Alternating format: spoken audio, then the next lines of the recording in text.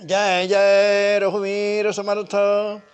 शुका सारिखे पूर्ण वैराग्य जाते, वशिष्ठा परिज्ञान योगेश्वराते। कवि वाल्मीका सारिखा मान्य ऐसा, नमस्कार माधा सद्गुरु रामदासा। जय जय रघुवीर समर्थ। सभी आदरणीय श्रोताओं को मेरा विनम्र अभिवादन, नमस्कार। आज मंगलवार 15 दिसंबर, आज हिंदी में है और आज का जो मेरा विषय है, दो राष्ट्र पुरुष एक तुलनात्मक चिंतन। हमारे देश के गौरव दो महापुरुष स्वामी विवेकानंद और समर्थ रामदास स्वामी, इन दो महापुरुषों के जीवन की समानता का तुलनात्मक चिंतन, यह आज का मेरा विषय है। इन दो महापुरुषों के चरित्र अध्ययन से मालूम होता है कि दोनों के कालखंड में लगभग 250 वर्ष का अंतर है।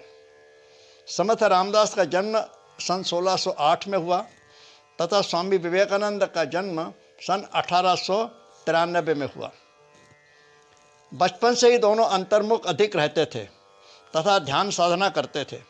दोनों ने अपने गुरु से शुरू में समान व्यवहार किया है।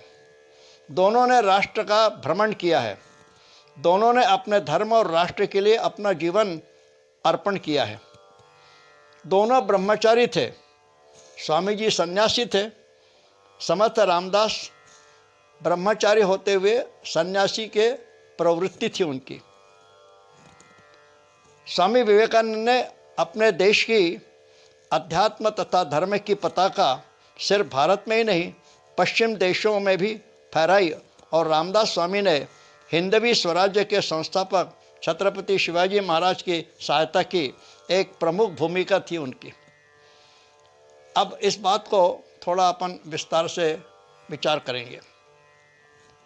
स्वामी विवेकानंद के गुरु रामकृष्ण परमहंस विवेकानंद से कहते हैं, अरे नरेन, तू कितना स्वार्थी है, अपने स्वयं के ध्यान साधना में रहता है। मैंने तो सोचा था कि तू विशाल वृक्ष होगा, सबको सहायता करेगा, सबका आसरा बनेगा। तब विवेकानंद कहते हैं, स्वामी जी, मैं ऐसा नहीं कर सकता। तब रामकृष्ण कहते हैं, तू नहीं, तेरे हाड़ मांस का यह शरीर करेगा। माँ तुझसे सब कुछ करवा लेगी।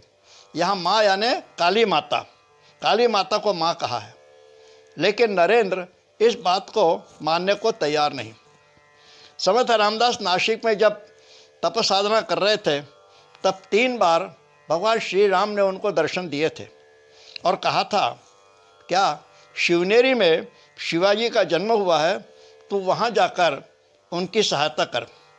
लेकिन समर्थ कहते हैं, गायत्री पुरुषचरण और राम नाम अनुष्ठान पूर्ण किए बिना मैं कहीं जाऊंगा नहीं। और श्री राम समर्थ को बार बार कहते हैं, फिर भी समर्थ अभी नहीं ऐसा कहते हैं। 12 वर्ष की तपस्या पूर्ण होने पर ही समर्थ भारत भ्रमण करने निकल पड़ते हैं और फिर उनका कार्य शुरू होता है। इस कालखंड में वे एकांत में ध्यान साधना करते हैं। स्वामी विवेकानंद कितने अंतर्मुख थे, इसका एक उदाहरण है। लंदन की एक घटना है। स्वामी जी व्याख्यान के लिए वहाँ के महिला मंडल ने उनको व्याख्यान के लिए आमंत्रित किया था। तो स्वामी जी वहाँ पर समय पर पहुँच गए, लेकिन सभा शुरू होने में देरी थी।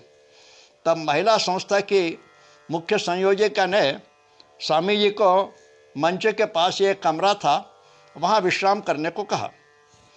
अब व्याख्यान शुरू होने का समय आया, तब संयोजिका ने स्वामी जी को मंच पर चलने को कहा। स्वामी जी उठे और एक आईने के सामने खड़े होकर अपने पोशाक और चेहरे को ठीक करने लगे। दरवाजे तक आए, फिर आईने के सामने खड़े होकर चेहरे को संवारने लगे। अब संयोजकों को बड़ा आश्चर्य हो रहा था कि स्वामी जी आईने के सामने खड़े होकर अपने को कितना संवार रहे हैं। आखिर संयोजिका पूछती है स्वामी जी से, स्वामी जी महिलाओं के सामने जा रहे हो इसलिए इतना संवर रहे हो क्या? तो स्वामी जी कहते हैं, मैं आधे घंटे से एकांत में बैठा था, पूर्ण ब्रह्म चिंतन में डूबा था। इस चिंतन में इतना डूबा था कि उसमें से बाहर आना मुश्किल। मैं आत्मचिंतन कर रहा था, उसमें इतना डूबा था, मुझे बोलना मुश्किल था। इसलिए आईने के सामने खड़े होकर अपने प्रतिबिंब को कहता हूँ, अरे तू मन है, बुद्धि है, नरेंद्र है, राम कृष्ण का शिष्य है, देहधारी है, तुझे इन लोगों के लिए काम करना है। स्वामी जी कहते हैं, मैं बहिर्मुख होना चाहता हूँ, तभी मैं सभा में बोल सकूँगा, इसलिए मैं आईने के सामने खड़ा हूँ। समर्थ रामदास भारत भ्रमण के समय हिमालय में घूम रहे थे। 1000 फुट की पहाड़ की चोटी पर समर्थ खड़े थे और नीचे मंदाकिनी नदी बह रही थी। वे वैराग्य की इतनी उच्च अवस्था में थे कि सोचने लगे, मैं इस देह में क्यों हूँ? आत्मरूपी पंछी को इस देह के पिंजरे में नहीं रहना चाहिए। ऐसा कहकर मंदाकिनी में छलांग लगाने वाले थे, तभी प्रभु श्री राम ने समर्थ को रोका और कहा, अरे तुम्हें जगत का कल्याण करना है, इतने वर्ष मैंने तुम्हें संभाला, तुम्हें धर्म संस्थापना करना है। इतने समय तक मैंने इसलिए नहीं संभाला कि तुम गंगा में छलांग लगा दो। धर्म संस्थापक के लिए तुम अवतरित हुए हो। रामकृष्ण परमहंस ने विवेकानंद का शरीर धर्म संस्थापना के लिए उपयोग किया और निश्चय किया था। उसी प्रकार श्री राम ने समर्थ के शरीर का उपयोग धर्म संस्थापना के लिए उपयोग किया। दोनों अपने गुरु के हाथों के साधन थे। स्वामी विवेकानंद जो कुछ भी करते हैं वह ठाकुर जी करते हैं, और समर्थ रामदास जो करते हैं वे श्री राम करते हैं। समर्थ रामदास जब कभी भ्रमण करते थे तब वे नित्य कुछ समय के लिए एकांत में गुफाओं में रहते थे, ध्यान साधना करते थे। स्वामी विवेकानंद 15-15 दिन के लिए हिमालय में जाकर एकांत में ध्यान साधना करते थे। उन दिनों वे किसी से भी मिलते नहीं थे। रोज़ सुबह शाम एकांत में रहना महापुरुषों का स्वभाव होता है, इसमें उन्हें ऊर्जा प्राप्त होती है। दोनों महापुरुष अंतर्मुखी थे, दोनों की कठोर साधना थी। आध्यात्मिक साधक की अंतर्मुखता का उत्तर ध्रुव और सामाजिक साधक की बहिर्मुखता का दक्षिण ध्रुव का सुंदर समन्वय हमें समर्थ रामदास और स्वामी विवेकानंद के जीवन चरित्र से ज्ञात होता है। दोनों ने अपने गुरु की आज्ञा से समाज में कार्य किया। दोनों के कार्य में समानता है, चरित्र समान है, दोनों ही ब्रह्मचारी है। स्वामी जी ने संन्यास की दीक्षा ली थी। समर्थ रामदास ने यद्यपि संन्यास की दीक्षा नहीं ली, तथापि सन्यासियों के वेश में रहते थे और उनकी वृत्ति संन्यस्त थी। दोनों ने भारत भ्रमण किया है, दोनों ने मठों की स्थापना की है, और आश्चर्य है कि दोनों का अंतकाल भी समान है। समर्थ ने अपने देह छोड़ने की सूचना 15 दिन पूर्व दी थी। वर्ष 1682 को माघ शुद्ध नवमी स्वामी विवेकानंद ने भी अपने देह छोड़ने को के 15 दिन पूर्व भगिनी निवेदिता से कैलेंडर मंगवाया और उसमें 4 जुलाई 1902 को एक निशान लगाने को कहा। सबको आश्चर्य हुआ। उन्होंने सबको बता दिया कि मैं निवृत्त हो रहा हूँ, मैं अपने जीवन की संध्या शांति से व्यतीत करना चाहता हूँ।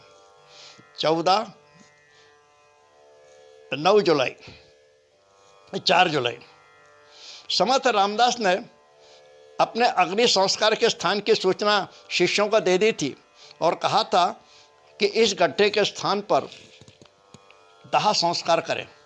उसी प्रकार स्वामी विवेकानंद ने भी कहा था कि बेलूर मठ के उत्तर में जो गड्ढा है वही अग्नि संस्कार किया जाए। दोनों में समानता है। समर्थ ने श्री राम का जप करते हुए शांति से देह त्याग किया, उसी प्रकार स्वामी जी ने जप करते हुए देह त्याग किया। यानी दोनों का देह त्याग एक सरीका है।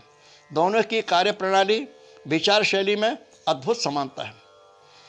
दोनों महापुरुषों ने भारत भ्रमण के पश्चात रजोगुण का प्रसार किया। क्योंकि समाज का कल्याण उन्हें करना था। वे दोनों गुणातीत थे। ये दोनों रजोगुण, तमोगुण, सत्वगुण का नाटक करते हैं। समर्थ औरंगजेब को म्लेच्छ पापी कहते थे, यहाँ उनका तमोगुण दिखता था। उसी प्रकार स्वामी जी का यह कहना कि कोई हिंदू धर्म की टीका करेगा तो मैं उसे समुद्र में फेंक दूंगा, इस प्रकार का व्यवहार दोनों महापुरुषों का एक स्वभाव है। लेकिन वे अंदर से पूर्ण शांत है। चिदानंद रूपः शिवोहम शिवोहम।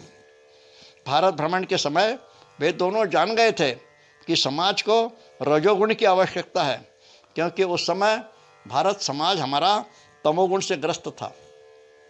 दोनों महापुरुषों ने युवकों को शिक्षित होने का आह्वान दिया, जिससे उनका प्रपंच और परमार्थ ठीक से चल सके।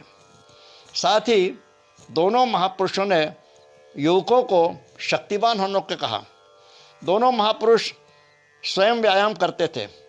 शक्ति के लिए दोनों ने हनुमान जी के आदर्श सामने रखा।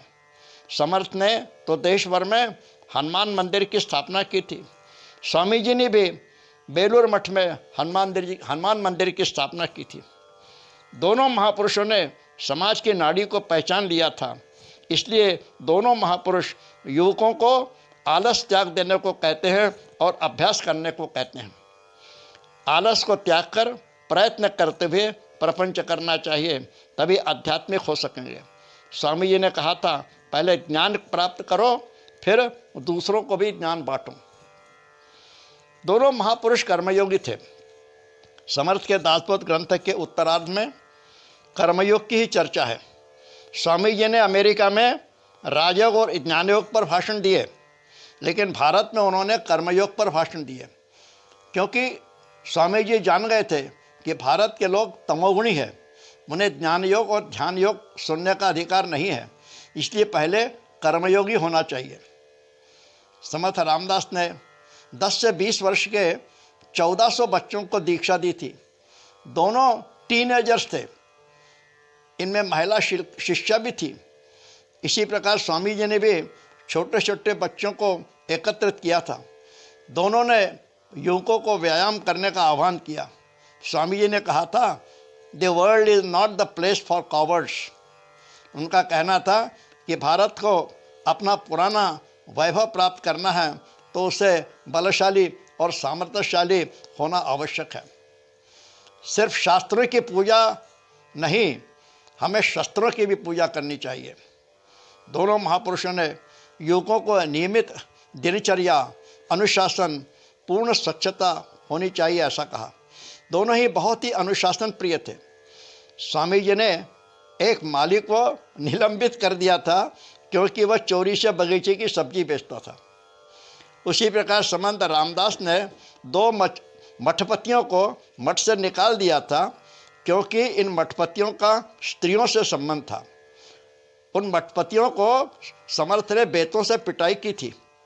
दोनों अच्छे प्रशासक थे, दोनों अच्छे व्यवस्थापक थे, अनुशासन प्रिय थे। दोनों ने अपने संप्रदाय का प्रचार अच्छे से किया था। दोनों कर्मयोगी थे, ज्ञानोत्तर कर्मयोगी। लोगों को खूब ज्ञान बांटा, कर्म करने को प्रेरित किया। पश्चात दोनों ने जीवन के सायंकाल में शांति से अपने देह छोड़ा। इस प्रकार दोनों राष्ट्रपुरुष के चरित्र में समानता देखने का थोड़ा प्रयास किया, चिंतन किया। इन दोनों राष्ट्रपुरुषों के विचारों की राष्ट्र के लिए बहुत आवश्यकता है। आपको कैसा लगा यह चिंतन? आप सब्सक्राइब करें, कमेंट शेयर करें और अपने मित्रों को भी बताइए। धन्यवाद। जय भारत, वंदे मातरम। जय जय रघुवीर समर्थ, जय जय रघुवीर समर्थ।